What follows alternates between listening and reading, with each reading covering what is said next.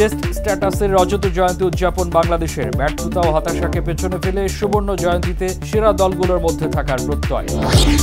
Billion ডলারের club বিশ্বকাপে ব্রাজিলের জয় জয়কার। রাউন্ড অফ 16-এর টিকিট নিশ্চিত ইউরোপ সেরা ক্লাবগুলো।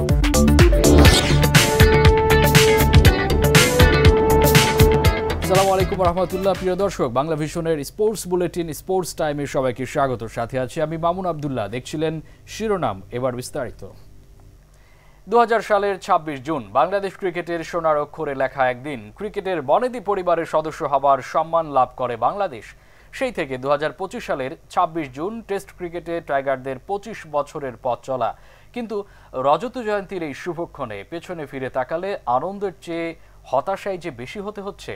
বাংলাদেশ নামক দেশটার মতো দেশের ক্রিকেটের চাওয়া পাওয়ার হিসেবও যে মিলছে না। 25 বছর বুড়িগঙ্গার বুকে গড়িয়েছে অনেক জল। সেদিনের তরুণের চুলে ধরেছে পাক, শরীরের ভাঁজে ভাঁজে বয়সের ছাপ। তারপরও স্মৃতির পাতা অমলিন। বাংলাদেশের টেস্ট স্ট্যাটাসের রজত জয়ন্তী। সেদিনে ঢাকা স্টেডিয়ামে যে স্বপ্নের জন্ম, মিরপুরে এসে আজ তা সাবালো। দিনটাকে স্মরণীয় করতে বিসিবির নানান আয়োজন। মিরপুরের প্রথম টেস্ট সারথীদের এক করার চেষ্টা। নানান বাস্তবতায় অনেকেই অনুপস্থিত, তবে বাকিদের স্মৃতিতে এখনও সতেজ। হারানো দিনে ফিরে যাওয়ার চেষ্টা চলল বুলবুল অপিদের খুনসুটি। পঞ্চম বল আবার ডিফেন্স, ষষ্ঠ বলে এবার মিড অফের উপর দিয়ে যা। এবার বিদ্যুতের সামনে যখন আমি গিয়ে বললাম বিদ্যুৎ কিন্তু আরো ভালো হয়েছে, বিদ্যুৎ তখন আমার বলে ওই বেটা এই মুয়া বলারটা কেডা। আসলে আমি আগেও বলেছি, স্টিল আমার বয়স নিয়ে আমিও কনফিউজ।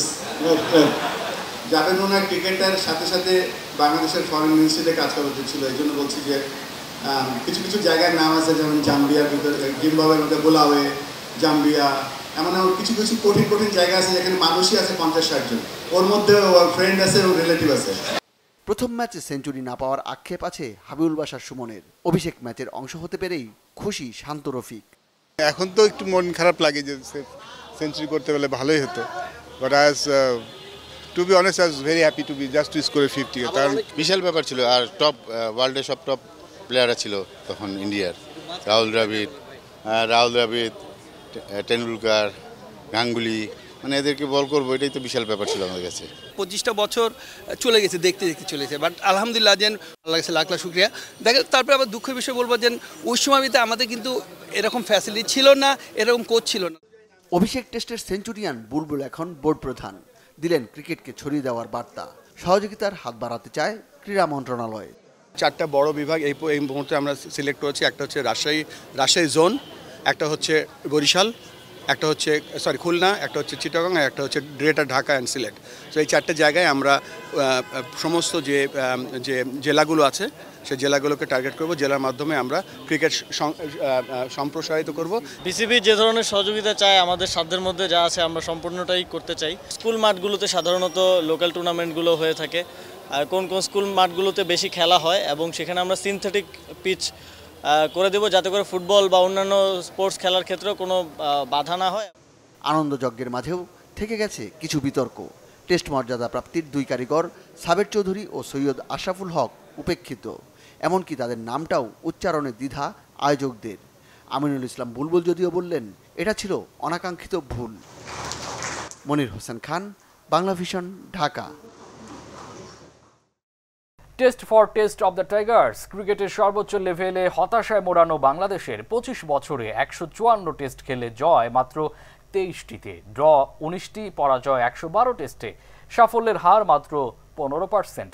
হতাশা লুকানোর জায়গা নেই টাইগারদের। গত 25 বছরের টেস্ট ক্রিকেটে নিজেদের সামর্থ্য প্রমাণ করতে পারেনি টাইগাররা। রজত জয়ন্তীর এই ক্ষণে হতাশা কাটিয়ে সুবর্ণ জয়ন্তীতে কোথায় পৌঁছাবে, সেই প্রশ্নই এখন বাংলাদেশ ক্রিকেটে বড় হয়ে উঠেছে। 2000 সালে টেস্ট স্ট্যাটাস প্রাপ্তির মাত্র 5 বছরের মাথায় প্রথম জয় পেয়েছিল বাংলাদেশ। আশার পালে লাগা হাওয়া দ্রুত না হোক, অন্তত সময়ের সাথে সাথে এগিয়ে যাবে টাইগাররা। কিন্তু প্রত্যাশা আর বাস্তবতায় যত দিন গেছে ততই বেড়েছে হতাশা। বাংলাদেশের টেস্ট ক্রিকেটের বয়স এখন 25। খেলা হয়ে গেছে 153টি টেস্ট, এর মধ্যে জয় মাত্র 23টি। প্রথম টেস্ট স্কোয়াডের সদস্য হাবিবুল বাশার সুমন ও শাহের হোসেন বিদ্যুতের মতে অগ্রগতি হচ্ছে বাংলাদেশের, তবে তা উপযুক্ত মানের নয়। ফার্স্ট 10 ইয়ার্স আমাদের স্ট্রাগলিং পিরিয়ড ছিল টেস্ট ক্রিকেটে। তারপরে কিন্তু আমরা নিজে এস্টাবলিশ করতে পেরেছি। But last 15 years I think আমরা যে ক্রিকেটটা খেলেছি আমাদের দলটা যেমন ছিল আমাদের রেজাল্ট আরও ভালো হওয়া উচিত ছিল। এবং এখন 25 বছর পরে এসেও আমরা অলমোস্ট এই মিস্টেক বারবার করছি, যে এই মিস্টেকটা আসলে টেস্ট ক্রিকেটের প্রথম ইনিংসটা খুব important. Either you bowl or either you bat.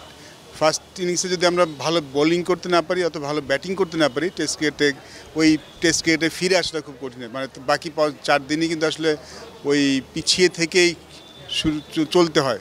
এবং আমরা ক্রিকেটও খেলছি, অনেক ক্রিকেট খেলার সুযোগ পাচ্ছি।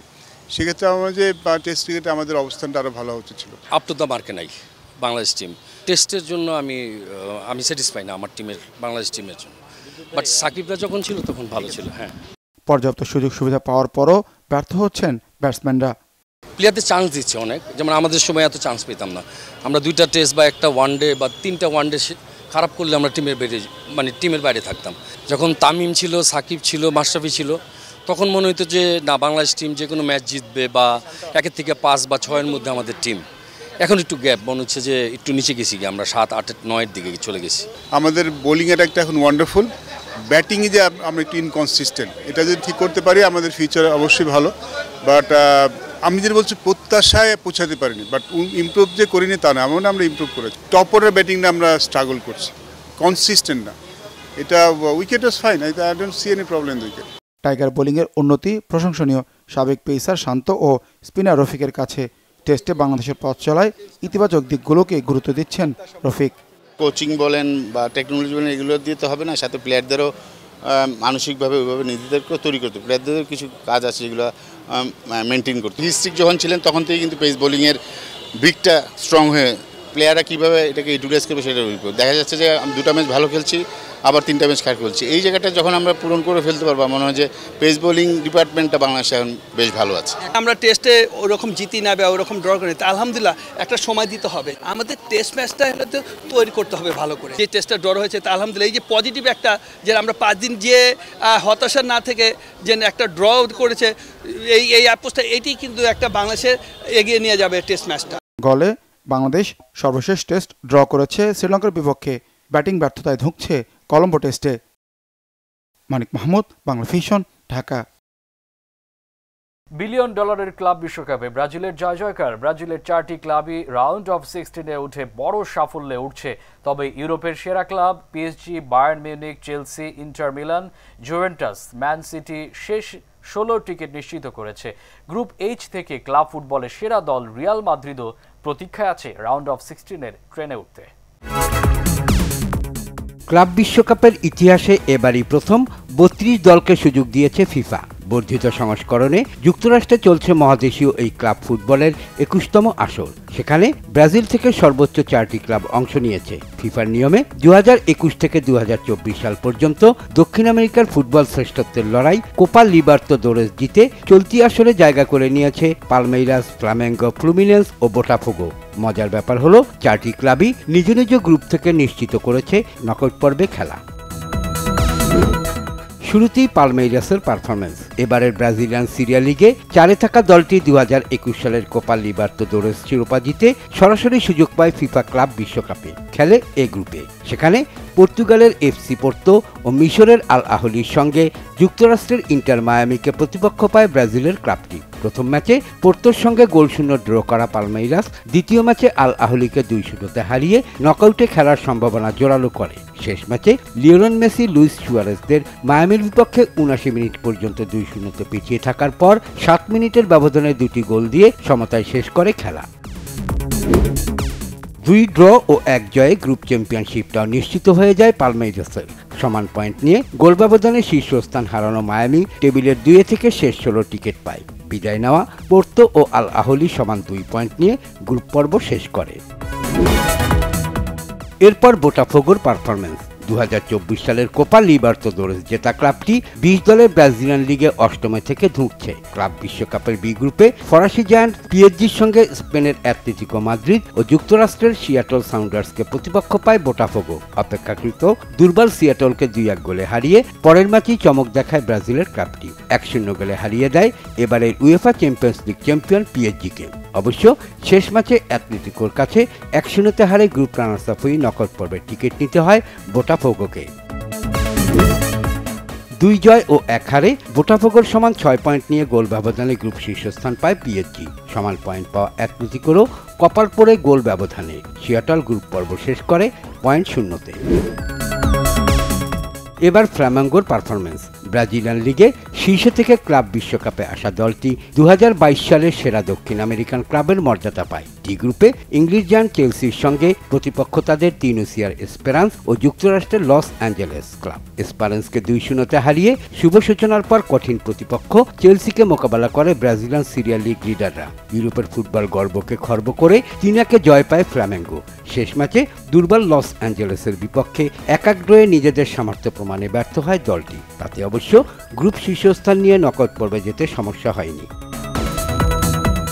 3 খেলায় 2 জয় ও 1 ড্রয়ে 7 পয়েন্ট নিয়ে চেলসিকে 1 পয়েন্ট দূরে রেখে ডি গ্রুপের শীর্ষে থাকে ফ্ল্যামেঙ্গো। বিদায় নেওয়া এসপেরান্স 3, লস অ্যাঞ্জেলেস 1 পয়েন্ট নিয়ে গ্রুপ পর্বের খেলা শেষ করে।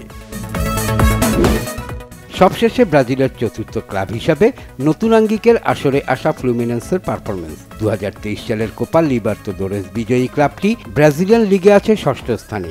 এই গ্রুপে জার্মানির শক্তিধর ক্লাব বরুসিয়া ডর্টমুন্ডের সঙ্গে অপেক্ষাকৃত 2 দুর্বল দল দক্ষিণ কোরিয়ার উলসান এফসি ও দক্ষিণ আফ্রিকার মামেলোডি সানডাউন্সকে প্রতিপক্ষ পায়। প্রথম ম্যাচেই ডর্টমুন্ডের সঙ্গে 0-0 ড্র করে চমকে দেয় ব্রাজিলের ক্লাবটি। দ্বিতীয় ম্যাচে উলসানকে 4-2 গোলে উড়িয়ে সামর্থ্য প্রমাণের পর মামেলোডির বিপক্ষে 0-0 ড্র করে বলতে গেলে নিষ্প্রভই থাকে দলটি। গ্রুপের দ্বিতীয় সেরা দল হিসেবে শেষ 16 টিকিট নেয় ফ্লুমিনেন্স।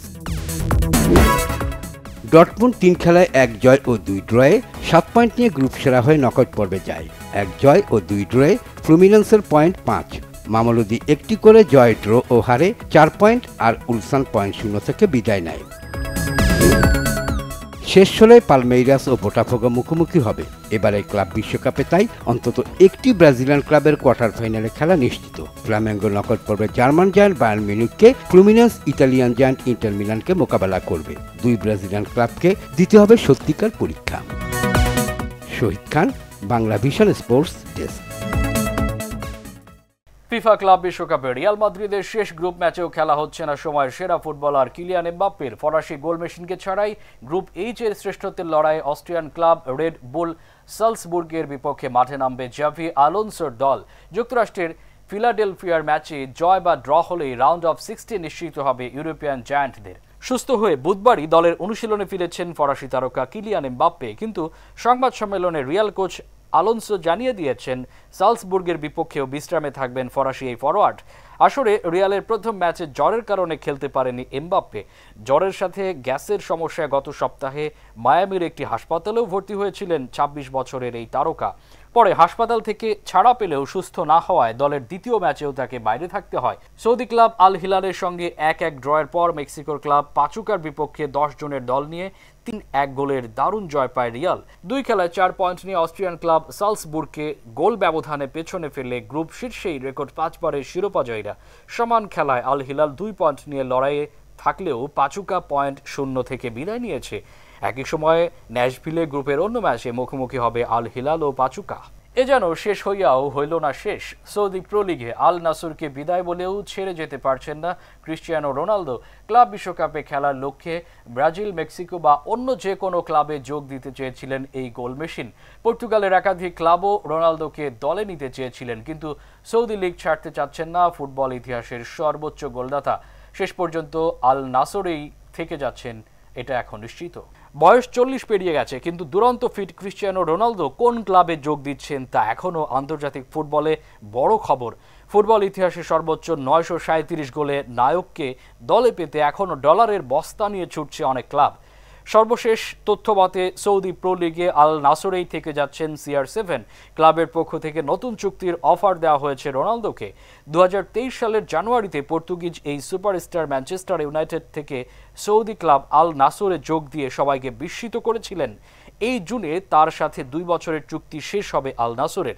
এদিকে আল নাসর কোয়ালিফাই না করায় ফুটবল ইতিহাসের সেরা এই স্ট্রাইকারকে ক্লাব বিশ্বকাপের প্রথম আসরে খেলানোর চেষ্টা করেছেন ফিফা সভাপতি জিয়ান্নি ইনফান্তিনো একাধিক ক্লাব থেকে দলে নিতে চেয়েছিলেন, কিন্তু শেষ পর্যন্ত কোনো ক্লাবের সাথে সমঝোতা হয়নি রোনালদোর। তাই মাত্রই ইউরোপিয়ান নেশনস লিগে পর্তুগালের হয়ে দ্বিতীয় শিরোপা জয় করে অলস সময় কাটাতে হচ্ছে রোনালদোকে। তবে ক্লাব বিশ্বকাপে না খেলেও সৌদি মিডিয়ার তথ্যমতে আল নাসরের সাথে নতুন চুক্তি করতে চলেছেন 40 বছর বয়সী তারকা। ক্লাবের ইতিহাসে সেরা ফুটবলার রোনালদোই 111 ম্যাচ খেলে 99 গোল করেছেন। সর্বশেষ মৌসুমেই 41 ম্যাচে 35 গোল করে সর্বোচ্চ গোলদাতা হয়েছেন এবং গোল্ডেন বুটের দৌড়েও সবার ওপরেই আছেন এই রোনালদো। তাই পুরনো ঠিকানাতেই নতুন করে চুক্তির বিষয়টি পাকা করে ফেলেছেন রিয়াল মাদ্রিদ, ম্যানচেস্টার ইউনাইটেড ও জুভেন্টাসের সাবেক এই তারকা।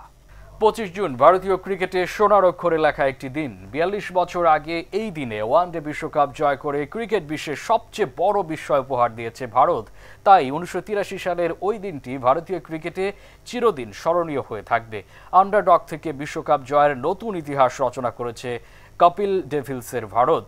যে দেশটি বিশ্বকাপে আগের 2 আসরে মাত্র একটি জয়, তাও আবার পূর্ব আফ্রিকার মতো দুর্বল দেশের বিপক্ষে। সেই দেশটি তৃতীয় বিশ্বকাপে চ্যাম্পিয়ন। লর্ডসের ফাইনালে ওয়েস্ট ইন্ডিজের পেস ব্যাটারের বিপক্ষে 183 রান করেও Clive Lloyd, Viv Richards, Gordon Greenidge, Desmond হাইন্সের ক্যারিবীয় দলের হ্যাট্রিক শিরোপার স্বপ্ন গুড়িয়ে দিয়ে 43 রানে জয় শ্রেষ্ঠত্ব দেখিয়েছে ভারত। বিশ্বকাপ জয়ের মতো সাফল্য একটি দেশের ক্রিকেটকে কিভাবে বদলে দিতে পারে তার জ্বলন্ত দৃষ্টান্ত এই ভারত। 83 বিশ্বকাপের সাফল্যের পর ক্রিকেটে পুরো বদলে যায় ভারত দল। আজ যে বিশ্ব ক্রিকেটে অন্যতম সেরা দেশ ভারত, সেই আত্মবিশ্বাস, সাফল্যের ভিত এবং ক্রিকেটারদের লড়াকু মানসিকতা গড়ে দিয়েছে 83 সেই বিশ্বকাপ। বাংলাদেশ ক্রিকেটে এমন দিন কবে আসবে? এমন একটি বড় সাফল্যে উজ্জীবিত হয়ে আন্তর্জাতিক ক্রিকেটে মাথা উঁচু করে দাঁড়াবে টাইগাররা। এই ছিল এখনকার মতো। পরবর্তীতে স্পোর্টস বুলেটিন দেখার আমন্ত্রণ জানিয়ে শেষ করছি। আল্লাহ হাফেজ।